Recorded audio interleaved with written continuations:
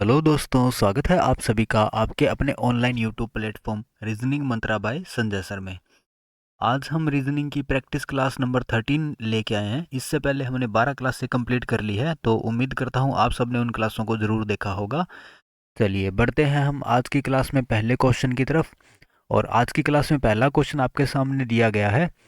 प्रश्न आकृति के सामने रखे गए छायांकित भाग के सामने कौन सी सही छवि बनेगी।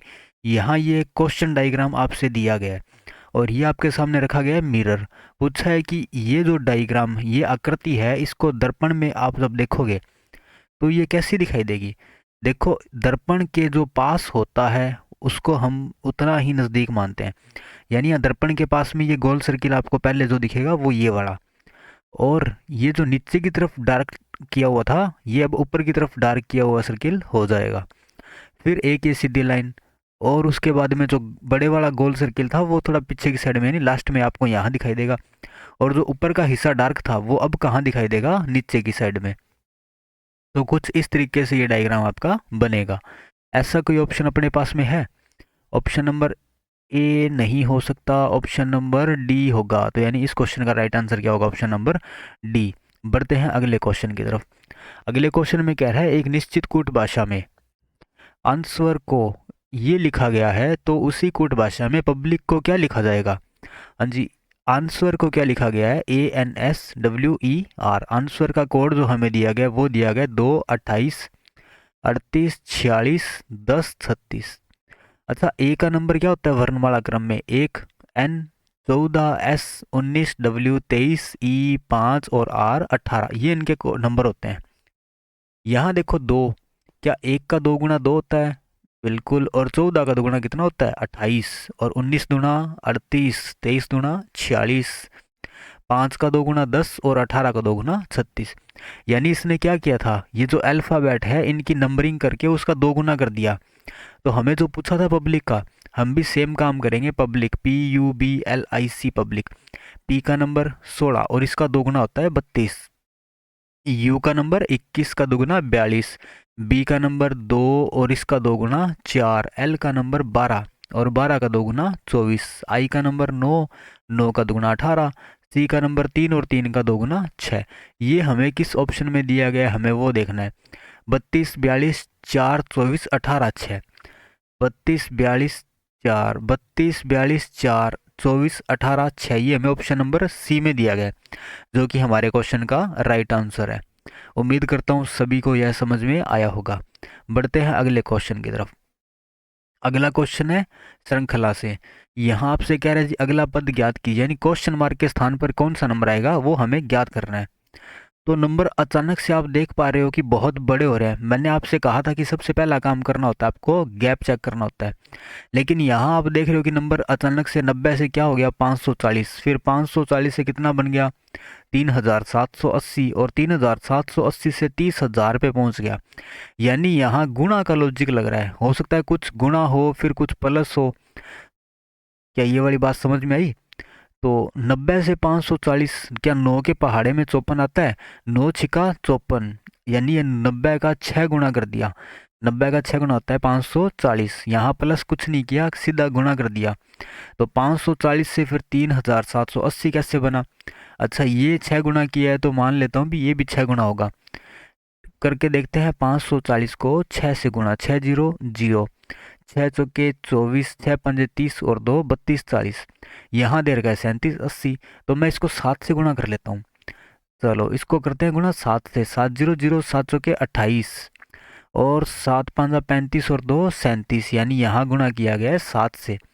6 से गुणा, 7 से गुणा, फिर इसको 8 से गुणा कर लो, 8 तिया 24, 8 7 56, 8 8 64 और जीरो, 6 और 6 12, 9 और 1 10 30 240।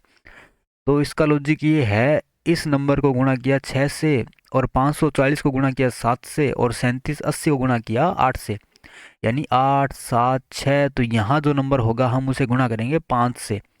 अब यहाँ नंबर कौन सा आएगा वो निकालने के लिए हम 90 को 5 से भाग देते हैं। तो 5 एक कम 5, यानी 18 पंजे क्या होता है 90। तो हमारे क्वेश्चन का आंसर क्या आ जाएगा, ऑप्शन नंबर बी।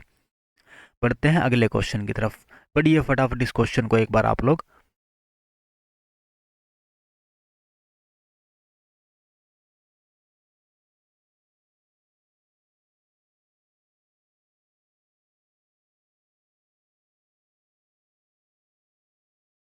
हाँ जी, पढ़ लिया होगा शायद इस क्वेश्चन को आप सभी ने। ये कह रहा है यदि किसी भी संख्या ए और बी के लिए, यानी ए हैज़ बी को, यहाँ क्वेश्चन क्या दे रखा है आपको, 4 ब्रैकेट में ए प्लस बी ब्रैकेट प्लस 2 ए माइनस बी, फिर ब्रैकेट बंद माइनस 2 के रूप में परिभाषित किया गया है, तो 8 हैज़ 6। यहाँ दिया गया ए हैज़ 6 और यहाँ लिखा गया 8 हैज़ 6, यानी ए का जो नंबर है वो कितना है 8 और बी का नंबर कितना है 6। जहाँ पे मेरे को ए दे रखा है वहाँ मैं 8 लगा दूंगा, तो 4 ब्रैकेट में 8 प्लस बी की जगह मैं क्या लगाऊंगा 6, ब्रैकेट बंद प्लस 2, 8 माइनस 6 और ब्रैकेट बंद फिर माइनस 2। तो पहले ब्रैकेट सोल्व कर लेते हैं। 8 और 6 14 प्लस 2, 8 में से 6 गए 2 माइनस 2। अच्छा, जब इस ब्रैकेट से बाहर आप निकालोगे तो ये संख्या गुणा में हो जाएगी।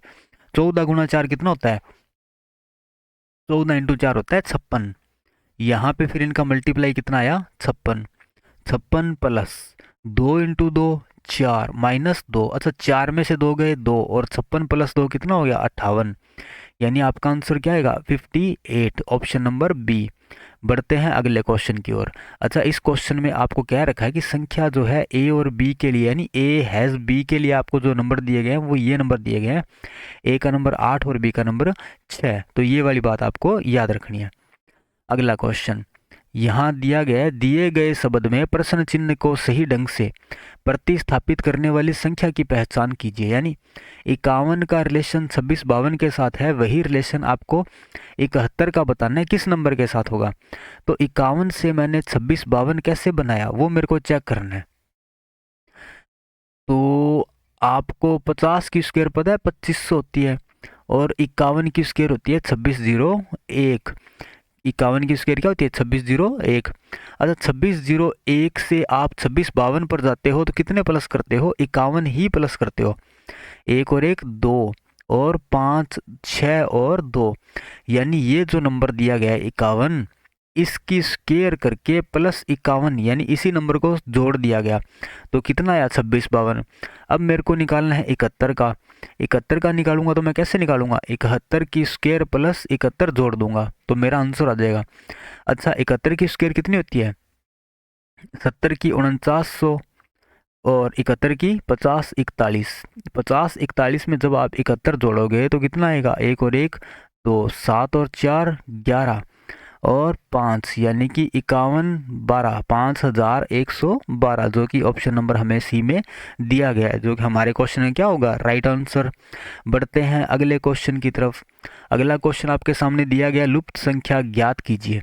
यानी क्वेश्चन मार्क के स्थान पर कौन सा नंबर आएगा हमें वो बताना है। यहाँ देखो, ये जो सीरीज होती है वो या तो इस तरीके से चलती है या फिर इस तरीके से चलती है। अब हमें जो बीच का नंबर दे रखा है बड़े वाला 25 47 और 70, हमें पता करना है ये बड़ा नंबर कैसे आया। तो 4 की स्क्वायर कितनी होती है 16, 16 में आप इसका दुगना करके यानी 10 जोड़ोगे तो 25 तो नहीं आएगा।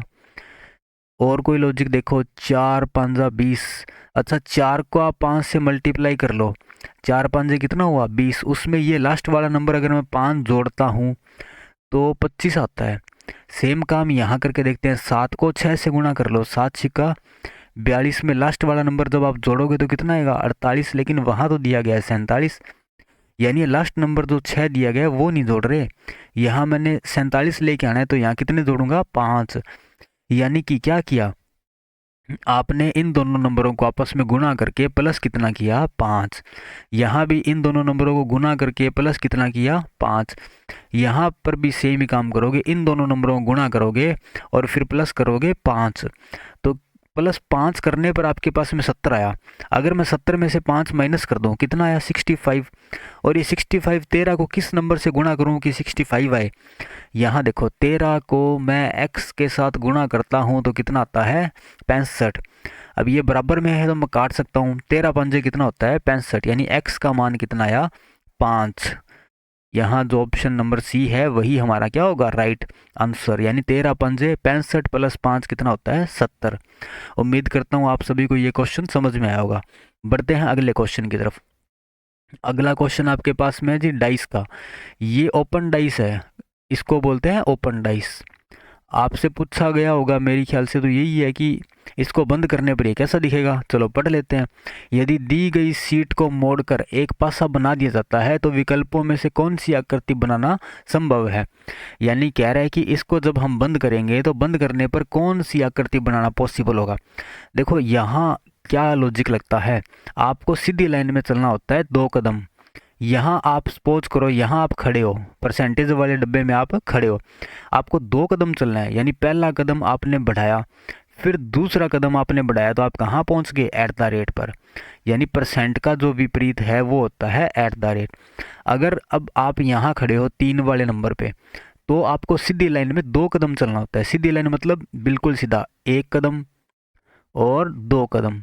3 का जो विपरीत होगा वो क्या होगा, एंड। अगर आप खड़े हो जी पर और आपको सीधी लाइन में जाना है 2 कदम, अब सीधी लाइन में आप में से कोई सोचे कि यहाँ जाके मैं इधर मुड़ जाऊंगा या इधर मुड़ जाऊंगा, तो कहीं नहीं मुड़ना जी, आपको बिल्कुल सीधा चलना है। तो फिर जी का विपरीत क्या होगा, 1 कदम और 2 कदम, जी का विपरीत होगा 2। यानी परसेंट का जो विपरीत है वो है एट द रेट। और एंड का विपरीत क्या हो गया, एंड का विपरीत है 3 और जी का विपरीत है 2। अब देखो पासे भी 2 तरह के होते हैं, एक होता है साधारण पासा और एक होता है मानक पासा। जो साधारण पासा होता है और मानक पासा होता है उनमें क्या फ़र्क होता है। साधारण पासे में 2 अपोजिट एक साथ हम देख सकते हैं, 2 अपोजिट एक साथ हम देख सकते हैं, लेकिन मानक पासे में अपोजिट का योग या अपोजिट हम एक साथ नहीं देख सकते।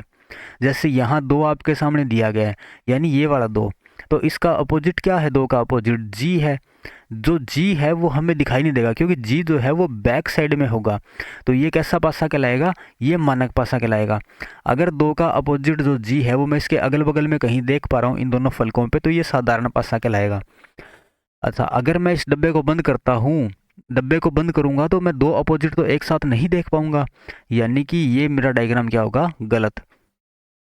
अगला डायग्राम दे रखा है, एंड का विपरीत 3 है, जो कि हमें यहाँ दोनों फलकों पे नहीं दिया गया, मतलब 3 वहाँ बैक साइड में है। एट द रेट का विपरीत जो है वो है परसेंट, लेकिन यहाँ तो परसेंट हमें बगल में दिया गया है, तो ये भी ऑप्शन क्या होगा, गलत।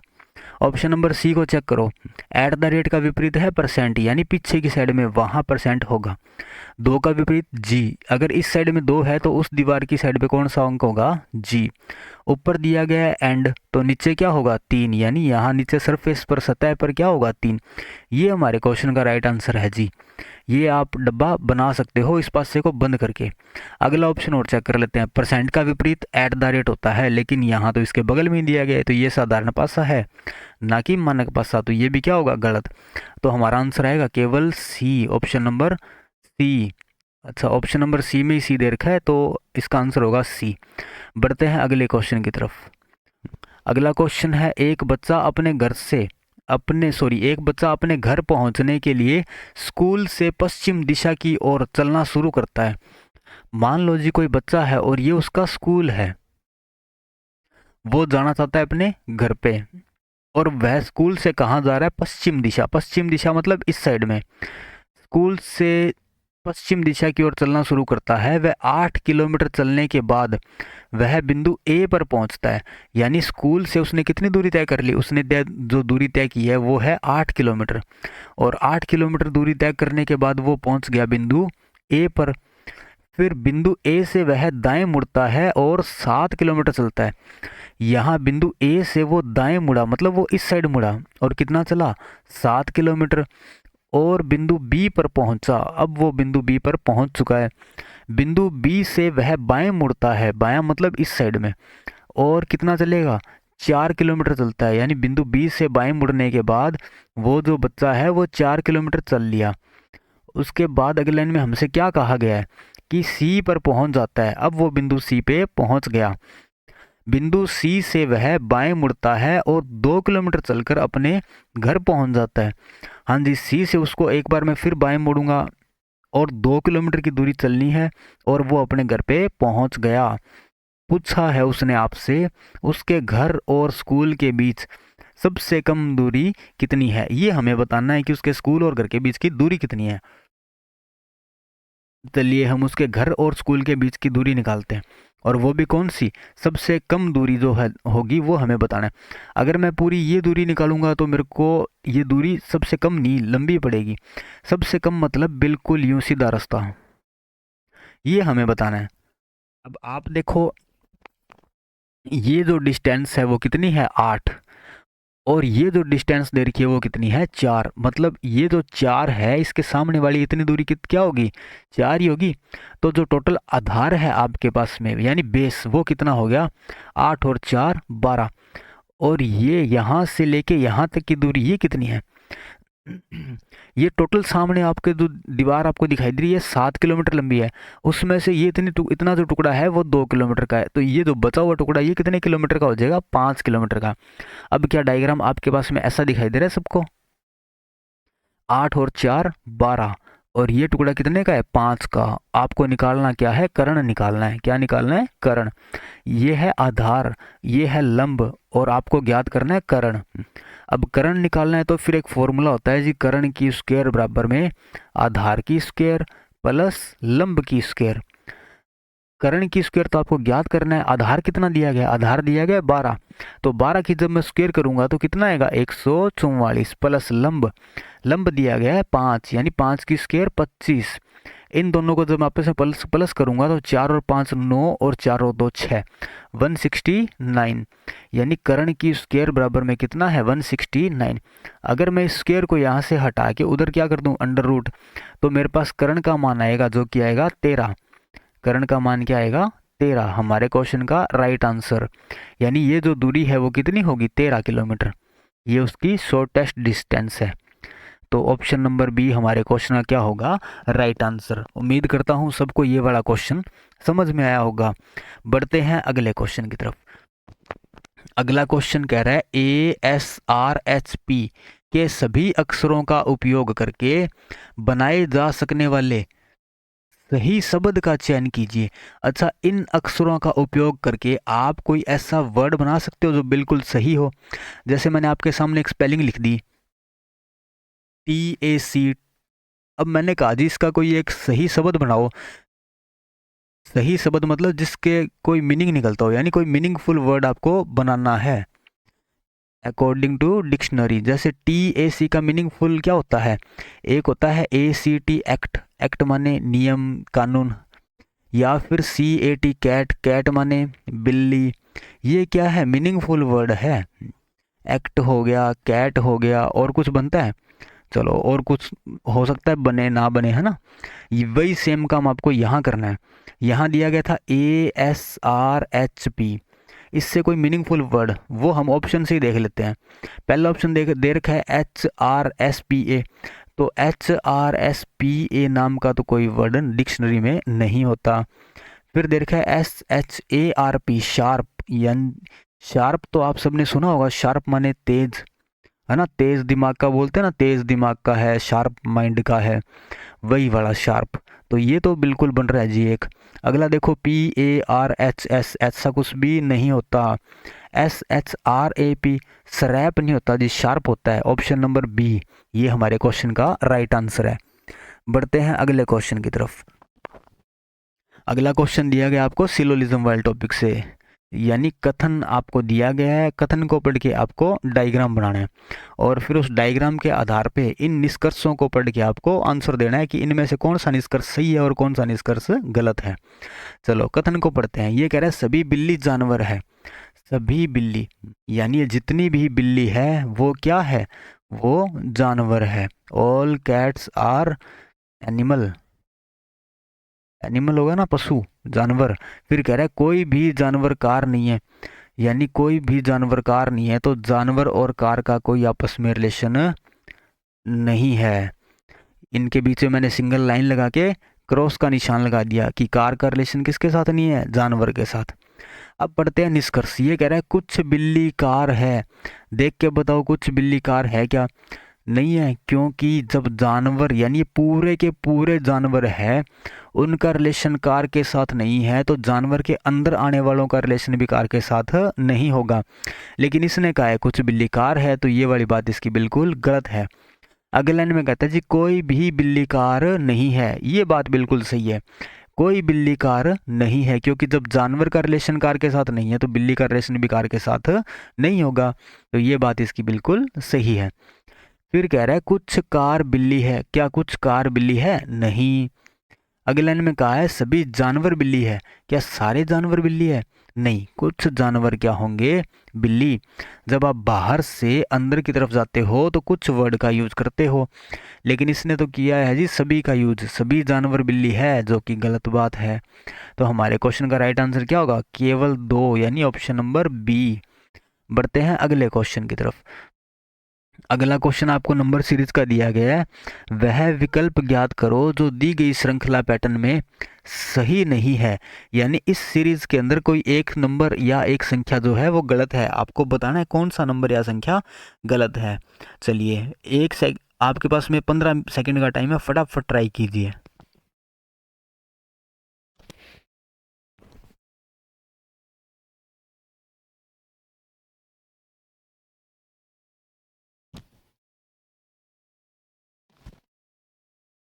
चलिए देखते हैं इस क्वेश्चन में क्या कहा गया है, कौन सा नंबर गलत है वो हम निकालने का प्रयास करेंगे। 8, 13, 20, 29, 40, 52 और 68, ये हमें सीरीज दे रखी थी।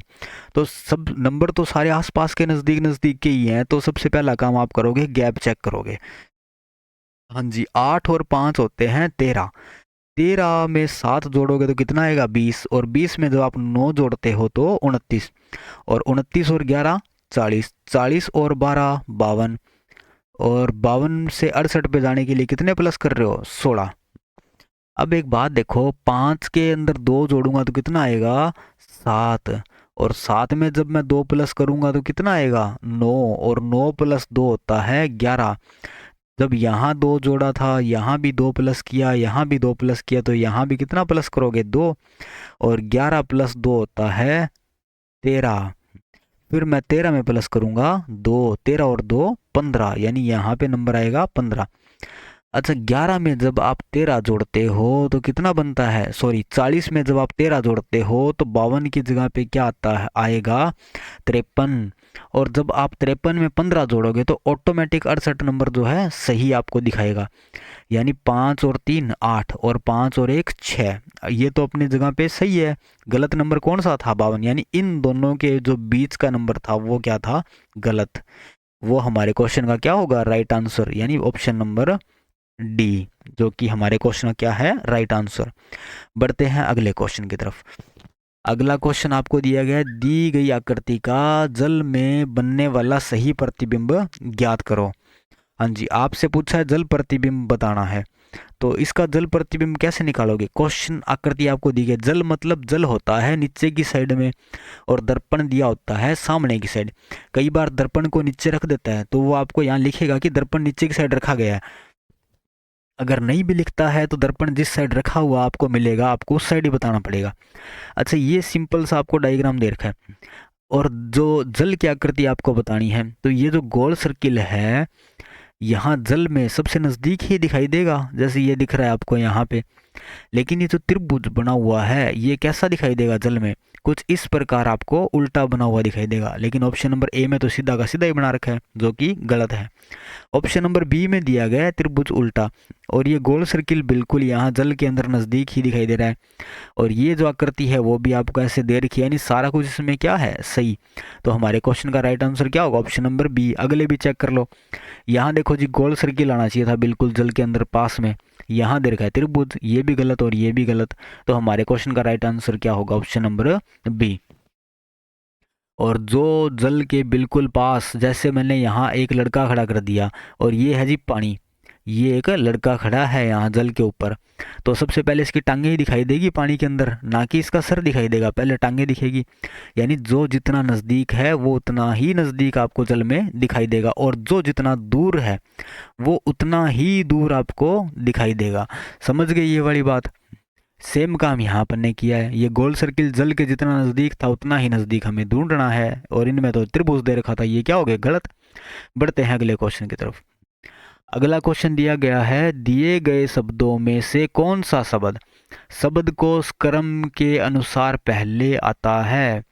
अच्छा, यहाँ सुनो भाई एक बात, आपके फ़ोन के अंदर जो नंबर सेव किए गए हैं, क्या वो अल्फ़ाबेट के अकॉर्डिंग ABCD इस तरीके से ही सेव होंगे? तो बस इसी तरीके से आपको ये वाला क्वेश्चन सॉल्व करना है। तो यहाँ तो देखो भी, सबसे पहले सब में एस तो कॉमन ही है, शुरू शुरू में पहला अक्षर, यानी ये सारे के सारे नाम एस नाम से आपके फ़ोन में सेव होते हैं ना, उसी तरीके से आपको सेव करना है। यहाँ इन चारों में पहला अक्षर क्या दे रखा है? एस दे रखा है, तो मैंने 4 बार एस लिख दिया, 1 2 3 4, क्योंकि मेरे को नहीं पता इन चारों एसओ में एस में से कौन सा एस पहले आएगा। ये तो चारों के चारों ही सेम है, अब इनमें से कोई सा भी पहले लगा दो चाहे आखिर लगा दो, एक कोई फर्क नहीं पड़ने वाला। तो इसलिए मैं चेक करूंगा जी दूसरा अक्षर सब में कौन सा दे रखा है? एच ही दे रखा है। लो भाई, अभी भी मैं कंफर्म नहीं हूँ कि कौन सा पहले आएगा और कौन सा बाद में, तो वो मेरे को कंफर्म करने के लिए मेरे को इस क्वेश्चन को आगे तक चेक करना पड़ेगा। तीसरा अल्फ़ाबेट देखते हैं सब के अंदर, और सब में तीसरा अल्फ़ाबेट जो है वो आर दिया गया है।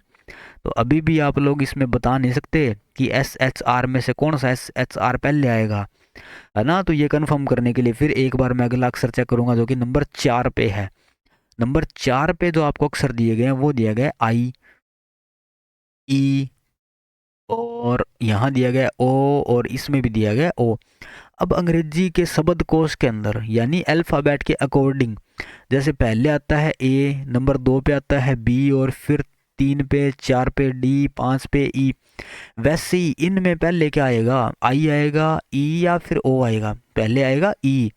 ये लो जी, अपन ने यहाँ E लिख दिया, E के बाद में क्या आता है? I, फिर मैंने I लिख दिया। अब दो O एक जैसे ही हैं, अब कौन सा O पहले आएगा वो मेरे को नहीं पता, मैंने O दोनों में लिख दिया। अब 3 4 अक्षर तक हमने चेक कर लिए। अच्छा, ये स्पेलिंग देखो, SHRE SHRE ये तो हो गया जी अपना पहले स्थान पे आने वाला अक्षर। फिर SHRILL, इसके बाद में जो सेकंड नंबर पे आएगा वो ये आएगा। अब बात करते हैं थर्ड और फोर्थ प्लेस पर कौन सा आएगा। तो इनको चेक करने के लिए SHRO तो कॉमन थे। अब चेक करते हैं पांचवा लेटर यहाँ दिया गया है B और यहाँ दिया गया है N। तो वर्णमाला क्रम में पहले B आता है और उसके बाद में आता है N। लो जी, पहले B आता है उसके बाद में क्या आता है? N। तो ये जो है आपका थर्ड प्लेस पे आएगा, और उसके बाद में जो नंबर आएगा ये लास्ट यानी फोर्थ नंबर पे आएगा। और आपसे पूछा कौन सा था शब्दकोश क्रम में पहले आता है, वो अपने को बताना है, और वो था SHRESH ऑप्शन नंबर ए हमारे क्वेश्चन का क्या होगा? Right answer. हाँ जी, बढ़ते हैं अगले क्वेश्चन की तरफ। अगला क्वेश्चन आपको दिया गया है मैथमेटिकल ऑपरेशन से, यानी गणितीय संक्रियाओं वाले टॉपिक से। यहाँ आपसे कहा गया यदि परसेंट का अर्थ है गुणा, यानी परसेंट का जो अर्थ दे रखा है वो दे रखा है गुणा, और एट द रेट का अर्थ है घटाना, एट द रेट का अर्थ क्या है? माइनस, डॉलर का अर्थ है जोड़, डॉलर का अर्थ जो आपको दिया गया है वो है जोड़, और हैज का अर्थ है भाग। ये लो जी, हैज का अर्थ क्या दे रखा है? भाग। ये अपन ने इनको यहाँ तक सॉल्व कर लिया। उसके बाद में आपको एक इक्वेशन दी गई है, अपने को ये इक्वेशन सॉल्व करके और आपको मान ज्ञात करना है। यहाँ लिखा हुआ है 100%, तो परसेंट का मतलब क्या है? परसेंट का मतलब है गुणा। फिर 8 डॉलर, डॉलर का अर्थ क्या है? प्लस 40, एट द रेट का अर्थ है माइनस 30, हैज का अर्थ है भाग, और 10। अब बोर्ड मास वाला नियम लगा लो। बोर्ड मास का नियम कहता है जी bracket of divide multiply add और सबट्रैक्शन, यानी कि एस। यहाँ ब्रैकेट तो अपने पास में दे ही नहीं रखा, ओ मतलब ऑफ या फिर का वो भी हमें यहाँ नहीं दिया गया, हमें डिवाइड तो दिया गया यहाँ पे, ये रहा।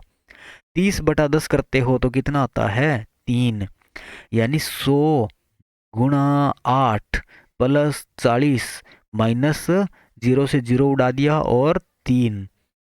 अब देखो डिवाइड को आपने सोल्व कर लिया, अब आ रही है मल्टीप्लाई, मल्टीप्लाई नहीं गुणा।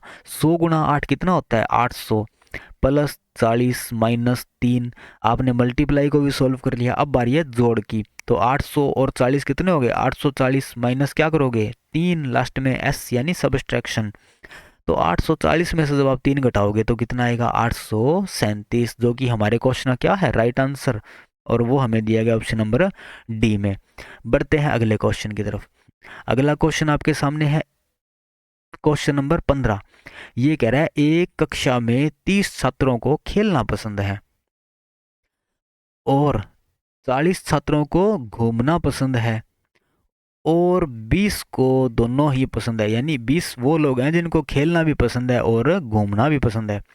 चलिए यहाँ सिंपल सा काम होता है जी, दो बातें बता रखी है, एक तो खेलना और एक घूमना। तो आप इस तरीके से दो डायग्राम बना लोगे। ये दो डायग्राम मैंने यूं क्यों बनाए, क्योंकि इसने कहा है जी 20 छात्रों को दोनों चीज़ें पसंद है, यानी उनको खेलना भी पसंद है और घूमना भी पसंद है। तो पहले तो मैं वो 20 लोग बिठा देता हूँ जिनको दोनों चीज़ें पसंद है, खेलना भी और घूमना भी। अब कह रहा है जी कक्षा में 30 छात्रों को खेलना पसंद है। अच्छा, जितने लोगों को खेलना पसंद है वो टोटल है कितने, 30। तो 30 में से 20 तो ये रहे, ये पूरा का पूरा गोल सर्किल जो है किसका है, ये है खेलने वाले लोगों का। और खेलने वाले लोगों की आपके पास में संख्या कितनी है, टोटल 30। 30 में से 20 तो ये बिठा दिए पहले आपने, 10 रह गए वो यहाँ बिठा दो। उसके बाद में क्या रहा है जी 40 छात्रों को घूमना पसंद है। ये पूरा गोल सर्किल है घूमने वाले लोगों का, यानी जिनको क्या है, घूमना पसंद है। और घूमने वाले लोग कितने हैं, 40। 40 में से 20 तो ये बैठे, बाकी बचे हुए 20 यहाँ बिठा दो। अब देखो पूछा क्या है, कितने छात्रों को केवल घूमना पसंद है। ये 20 तो वो हैं जिन्हें खेलना भी पसंद है और घूमना भी पसंद है। ये 20 वो विद्यार्थी हैं जिन्हें ओनली घूमना पसंद है, केवल घूमना पसंद। और ये 10 विद्यार्थी वो हैं जिन्हें केवल खेलना पसंद है, घूमना पसंद नहीं। इसने पूछा है कितने छात्रों को केवल घूमना पसंद है, तो केवल घूमने वाले छात्र हैं 20। ऑप्शन नंबर बी जो है हमारे क्वेश्चन में क्या होगा, राइट आंसर। उम्मीद करता हूँ सबको ये वाला क्वेश्चन बहुत आसानी से समझ में आया होगा। चलिए बढ़ते हैं अगले क्वेश्चन की तरफ। अगला क्वेश्चन है, एक परिवार में ए डी का बेटा है। अच्छा, ए किसका बेटा है, डी का। डी का बेटा जो है वो कौन है, ए, यानी ये एक पुरुष है। फिर कह रहा है बी ए की बहन है। ए की बहन कौन है, बी, यानी बी एक महिला है। अगले लाइन में कहता है जी ए डी का पति है। अच्छा, डी के पति का नाम क्या है, ई, यानी ये एक पुरुष है, तो फिर डी कौन है, एक महिला। और अगले लाइन में कहा गया है ई ओ का बेटा है। अच्छा, ई किसका बेटा है, ओ का। तो ओ का बेटा कौन हो गया, ई। अब आपको ओ का जेंडर तो नहीं पता, और हाँ डी और ई हस्बैंड वाइफ है, तो इनका बेटा तो ए हो गया और इनकी बेटी कौन होगी, बी। क्या ये वाली बात सबको समझ में आ गई। चलिए अगली लाइन में कहा गया है ओ ए से किस प्रकार संबंधित है, यानी कि ए के क्या लगता है, ओ, ये आपको बताना है।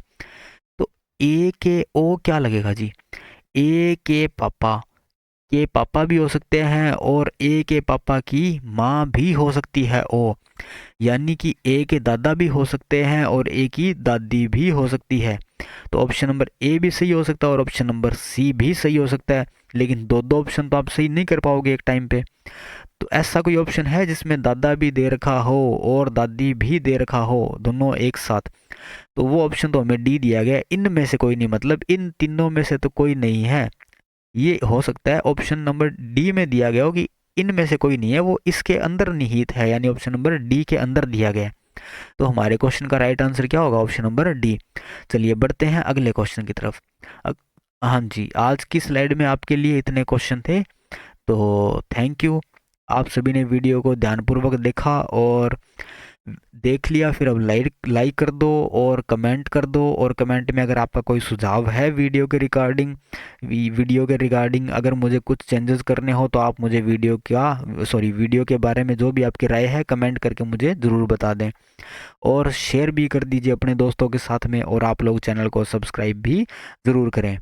चलिए धन्यवाद, मिलते हैं कल की क्लास में।